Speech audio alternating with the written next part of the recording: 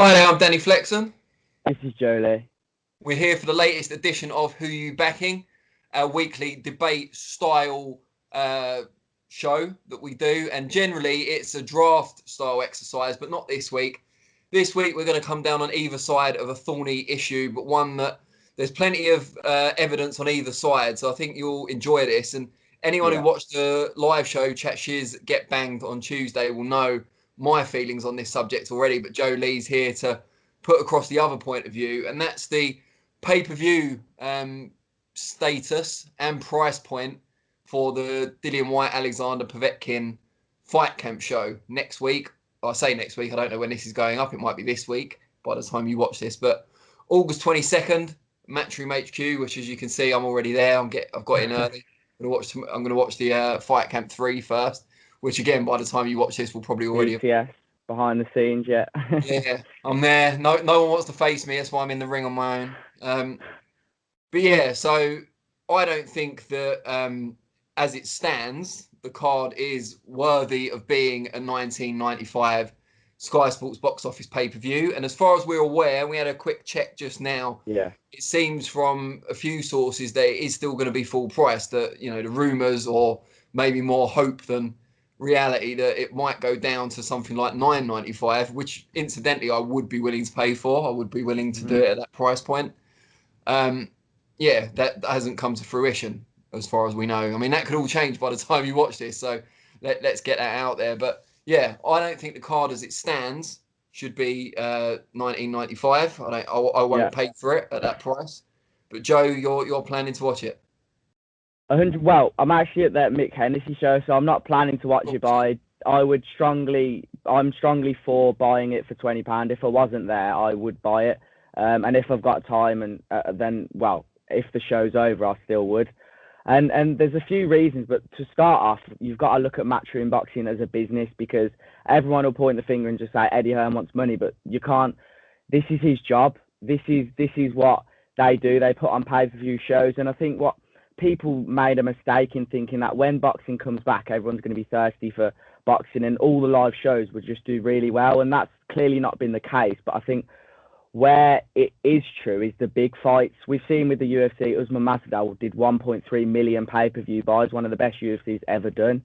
And I think similarly, we haven't seen boxing have a massive show around the world yet. We haven't seen anyone put up a fight as big as this, a pay-per-view, especially, well, there hasn't been one in the UK yet. And I think this will prove a lot of people wrong. I can see, I know you don't think it's going to do great, but I think this is what people have been starved of. The big nights, the AJ fighting, Fury fighting, and Dillian Whyte as well. I think this is the thing that people have been starved of. And You put Dillian Whyte in the same category as an attraction as AJ and Fury. no, Jeez. but he's a pay-per-view star. That's what I mean by that. And you can't disagree with that. His last fight, which in my opinion, well, a lot of people's opinion, wasn't as big as this, was pay-per-view. So why shouldn't this be? I get the pandemic side of things, which you can sort of pick up on now, but I'll reply to this after. Reply It's to not that as good a after. card. That's why it shouldn't be. No, Never, but even taking the pandemic aside. I mean, I've got a lot of ammo for this. I mean, oh, okay. on the live stream, you were saying how you think a lot of people will say Katie Taylor's going to win, but regardless of what people think, the facts are there, and the facts are Pursoon, in my opinion, won that first fight. So, as a fan of boxing, Hold on. doesn't The that facts intrigue you to are want the to watch it facts again? are you think she won. That's not a fact, No, is no, it? sorry. That's an No, opinion. when I say the facts, I mean the first fight happened and it was very, very close. So why wouldn't that want to make you watch it again? I'm not saying I don't want to watch it, but the fact that she's come in on short notice is a big thing in the debit column. You can't get away from that. A fully primed Amanda Serrano, who would have been a new foe, someone who's won championships at more weights than any other female, against Yeah, Katie Taylor with a full training camp behind her, to me is a more intriguing fight. If it was Taylor against Pursoon in an immediate rematch from their first fight, because Pursoon's had some issues since then, and both fighters have been given full notice, then yeah, great. But that's not the case. She's come in on short notice when Serrano dropped out. So that lowers the attraction of that particular fight. Whyte Povetkin's a decent enough main event. They're both top 10 world heavyweights. No real argument with that. But the undercard isn't as strong as previous Whyte main events. And Whyte, I'm a big fan of his, but he's yeah, not AJ and he's not Fury. And whereas they can sell pay per views just on their own name and the history they have of selling out, well, Fury doing good numbers and AJ selling out Stadia and doing good numbers, Whyte can't. Whyte needs a really good opponent, and B, a really good undercard. And I think if you're going to justify charging the same money for previous cards, and it's not just comparing it to previous Dillian Whyte headline Sky Sports box office events, it's also, and I think this is crucial, comparing it to the caliber of card that we were promised 2 months ago when it was first announced to be still pay-per-view during the, lockdown or just after lockdown. And we've lost a couple of good fights from the show, and they've been replaced by substandard replacements. That doesn't mean they're not good fights. That doesn't mean they're not good trade fights. But Fight Camp 1, 2, and 3 have all had good trade fights. The whole point of pay-per-view is supposed to be that you get big stars. And Matchroom's pay-per-view model, where they put the headliner in charge of the budget, effectively, that has an impact. And that's why we get perhaps more fighters in Dillian Whyte's team who appear on the card, because obviously that makes it easier and it doesn't cost as much, all in all. And also the fact that, if Dillian Whyte knows that this isn't going to sell 300,000 buys because of the pandemic and people are short of cash and it's maybe not the most attractive card, fights have fallen through, etc., he is not going to shell out loads of money on a really good quality undercard because it's cutting into his own money. And I don't blame him for that. But what I do blame is the promoter and the broadcaster for still charging the same amount for a card that's not as good as it was 2 months ago. I think what you're saying there makes sense, but what might not make sense from, like I say, again, a business standpoint is when you've got a pay-per-view star, regardless of COVID and how everything's, affected boxing, it doesn't make an awful lot of sense to just take him off pay-per-view because a lot of people are still going to buy it. And I think they haven't had to buy a pay-per-view card in so long. Don't get me wrong. People are going to be less off with money problems and stuff like that. They're going to have problems with that. But there hasn't been one in so long. And I don't think, that there's maybe Garcia versus Campbell and AJ later on this year. But people get, like, if you look at it from a fan's perspective or how people live, they might treat themselves to a takeaway every now and then. And I think they still would have since the pandemic. So Saturday night entertainment, to spend 20 quid is not do or die. I still think a lot of people are going to think like that as well. I don't think that's how it should work. I don't think it's, well, people can afford it, so let's charge it. But surely if people are accustomed to a certain level of quality for the money they're spending, then they should get that quality every time. I don't see why they wouldn't. I don't disagree with that, and I don't think Eddie Hearn does. But from a business point, which I agree with again, is that you can't it doesn't just make the most sense. As much as it'd be great for fans, you don't have to pay for the fight. I'm not saying it should be free. I'm saying it should be cheaper. That's not should be, yeah. But you're saying that people still buy takeaways during the pandemic, and that's a good example. So you pay 20 quid for your Domino's meal deal or a large pizza or whatever it might be. Yeah. If they came around and said, look, we appreciate your 20 quid, it's really good, but we're only going to give you a small pizza this time and no sides, you wouldn't take it, would you? No, I'm not agreeing. I'm not saying like it's like exploiting people, but people have still been very active. It's not exploiting people because they've still got a choice. No, that's true. But that's fair enough. I just don't think it's going to do particularly well at that price point. Yeah, but the thing which I'll go back to again is just the time off and the time since we've had a massive fight. Because regardless, the fact that Dillian Whyte was a pay-per-view star before COVID, he's still a big star now. And I think people will have missed big fights in Britain. He's a pay-per-view star effectively because the money that he demands now can only be met by doing pay-per-view events and giving him the budget behind it. It's not necessarily that there was this... Like when AJ became a pay-per-view star...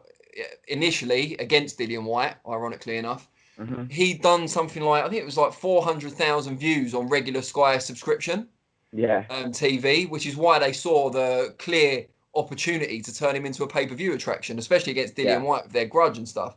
I don't think Dillian Whyte was hitting anything like 400,000 views on regular Sky before he became a pay-per-view attraction. He's become a pay-per-view attraction because it's the only way to pay him what he needs to be paid and to set up that structure where he kind of owns the show in the same way Matchroom did with Tony Bellew when he fought David Haye and so on. And that's fine. I've got no problem with him being on pay-per-view. I've got no problem with him managing the budget.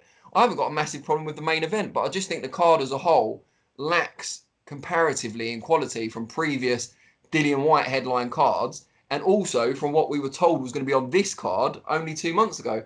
There's never really been an explanation to say, well, look, guys, 2 of really good fights have fallen off. The fights that have come in and replaced them aren't as good. here's why, and we're going to knock the price down to even 15 quid would be a gesture. Yeah. But to say, yes, it's not as good as it was, but you've still got to pay the same, and if you don't, you miss it. Fair enough. Yeah. That doesn't sit too well with me. That's all.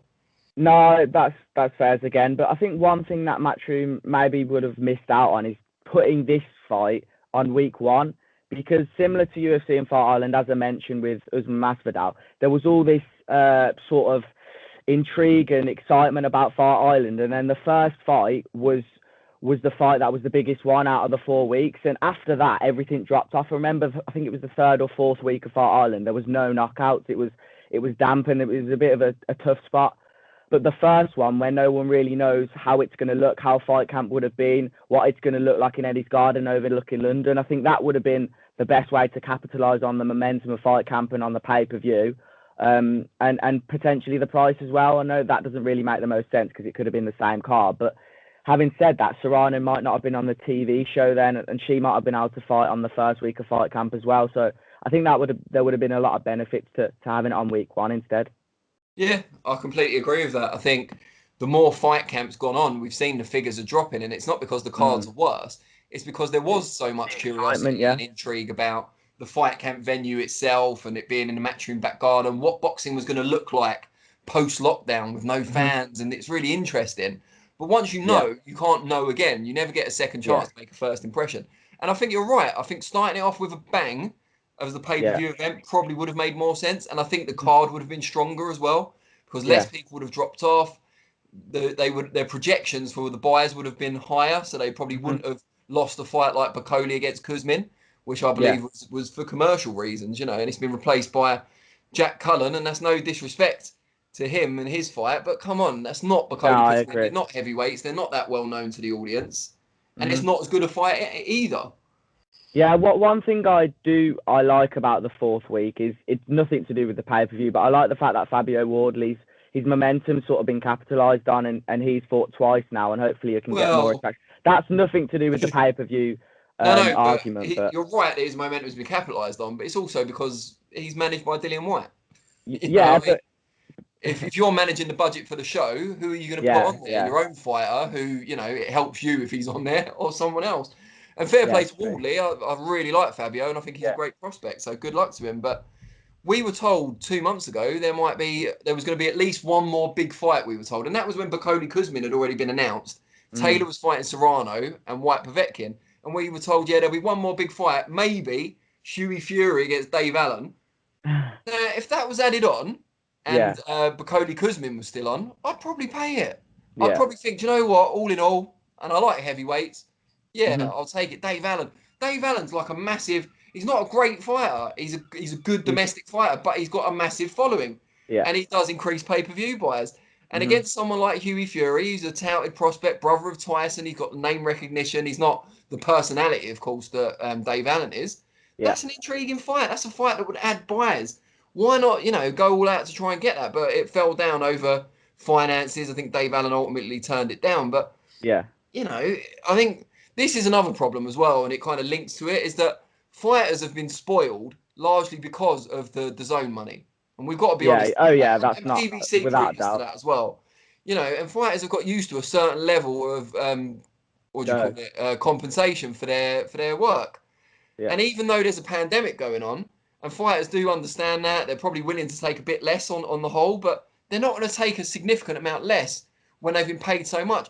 A, because they're used to it, and B, because they've been paid so much previously, they don't need to fight. They can wait until fans come back and bigger purses are back on offer. They can take the rest of the year off if they've been, like Dave Allen has been on pay-per-view, I'd have to research, but 3-4 times? And that's including when the DAZN money came flowing in. He's probably done all right out of it, to be fair. And he's more well-known, his profile's gone up, but financially he's probably done all right. And I imagine, and I don't know the contents of Dave Allen's bank account, but I would imagine he could take the rest of this year off. And that's why when they come up, say, Hughie Fury, probably will beat you. He's got that style. He's not going to engage with you. So getting that big knockout punch is going to be quite difficult. But we'll pay you this. And he's probably thinking, well, I got more than that for fighting David Price, for example, or Lucas Brown. I think that's a problem behind the scenes with boxing as well. It's all like over the last, a long, long time. It's always been more about money than the actual product, and I think it's getting worse, and it needs to be sorted out. But I've But it's got a a question. problem of their own making. Yeah. You know, Oh no. they've overpaid boxers, not just Matchroom. PBC have done it as well, and I'm assuming Golden Boy have once they linked up with the Zone. You know, look at Canelo's contract, for example.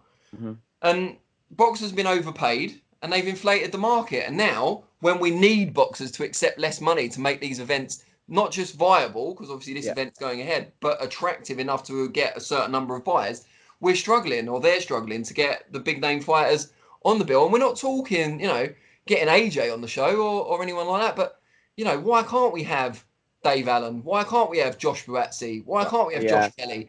We can't even have Conor Benn.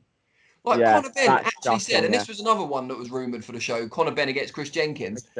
And Conor Benn said in an interview, I am happy to wait until fans come back. I don't want to fight for the British title until fans come back. Wow. Because he knows it's going to be more money, and he's got enough money from previous shows and stuff and whatever else that he doesn't need the money. In defence of him, he's a fighter that thrives off the crowd. And maybe that's what he also a reason why would be willing to wait. But yeah, there's many things that possibly, could but be you've got better. to think the pay-per-view money, even though it won't be as much as he's had previously on some shows, maybe you've got to think it was decent money, and he's turned it down. And I don't think you turn down good money just because, you know, the crowd aren't there roaring you on, because obviously it's a level playing field, isn't it? The crowd aren't going to be, you know, not that Chris Jenkins is a massive ticket seller or crowd favourite anyway, but you know, it's a level big playing fight field for him, and it's probably the biggest fight of his career. I've got one question for you. It can't be a headline like of the first 3 weeks, but is there a fight that you see that could have gone on week 4 and it would make it a better pay-per-view card, or maybe intrigued you to buy it? Alan Fury. No, a fight from the first 3 weeks. That's could have already happened or coming up. I'm just thinking. Like I don't know, Barrett Donovan. Barrett Donovan's a good fight, but it's a similar type of fight as Clay Congo. You know, it's a trade fight. Maybe would you have paid if Anthony Fowler was on there? Jonas Harper would have increased. Oh, okay, that makes sense. Yeah. Especially if you've got no, sorry, it can't have been a headline. It can't have been a headline. Then no, no, because there's nothing, because they are trade fights, aren't they, largely, and they're Sky Sports regular fights, which they should be. But there's loads of big name matchroom fighters that aren't on any of these shows.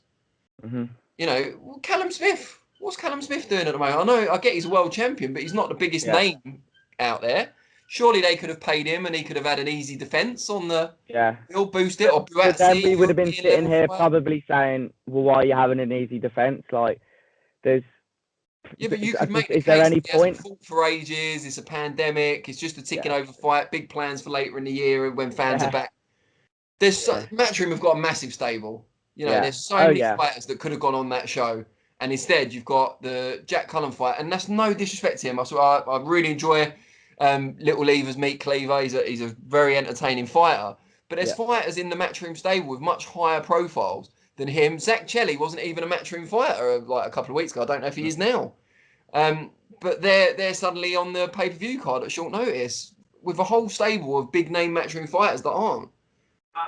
I guess in defence, Eddie said it was going to be pay-per-view about 3 months ago, when he thought the card would be better. So to backtrack on that is a bit strange as well, because once you say it'd be a great gesture to the consumer, surely.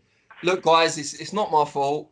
The card's not as good as we hoped it would be. You know, this is what I announced. For one reason or another, those fights have fallen through.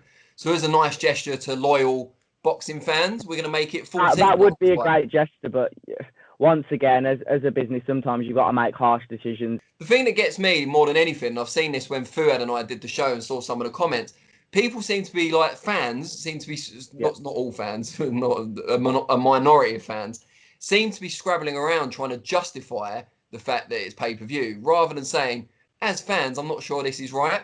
So they're saying, oh yeah, but there's a pandemic, and oh yeah, they haven't got as much budget, and oh, that fight fell through, and you know, Matchroom are doing their best. I mean, they have brought boxing back.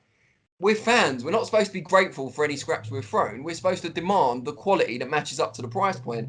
As consumers have got the right to do in any walk of life.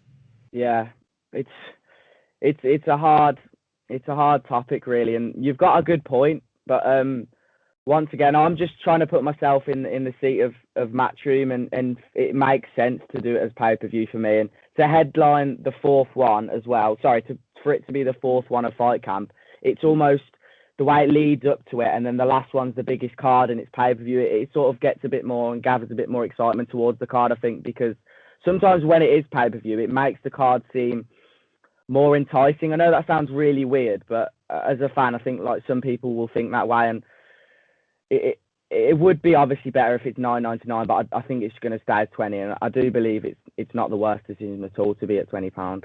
Well, we're going to see, aren't we? Well, I don't know. Yeah. I don't know if they'll release the figures, but I'm sure there'll be sources apart from Mike Cop and Joe.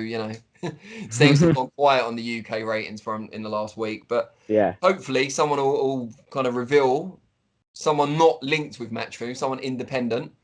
I know you can't really trust Barb ratings when it comes to pay-per-views, which is the difficulty, but hopefully someone in the know leaks it and we find out just how well it's done. yeah. They'll know how many pay-per-view buys they need to, make a decent profit. Yeah. And they obviously feel with their forecast that they're going to achieve it. And fair play to them. Like you say, I think they will as well, yeah. And that's fine. But I'm a consumer. As well as being a boxing journalist, I'm a fan. And if I don't feel it's value for money, I'm not going to pay for it. I'm more excited about the card this week, which, again, might have already happened by the time people watch this. But Fight Camp 3, I'm really looking forward to it. And the fact that it's, I don't have to pay anything extra on my Sky subscription makes it all the sweeter. Yeah, no, this weekend's going to be really good. We've talked about it a lot, but there's two fights that are very interesting. The main event's obviously looking like it's going to be a scrap as well, but I can't decide between Rachel Wall and Shannon Courtney and Zelfa Barrett Donovan. We spoke about it before, but yeah, man, them two are just... I think every fight apart from the main event is 60-40 at worst. Yeah, honestly. Conway Mansouri's good fight. And I think Conway wins that, clearly. I think Conway Mansouri wins that definitely, but the others are close. Good stuff. Yeah. We want to hear from people watching this. Heard from a lot of you after the video with Fuad.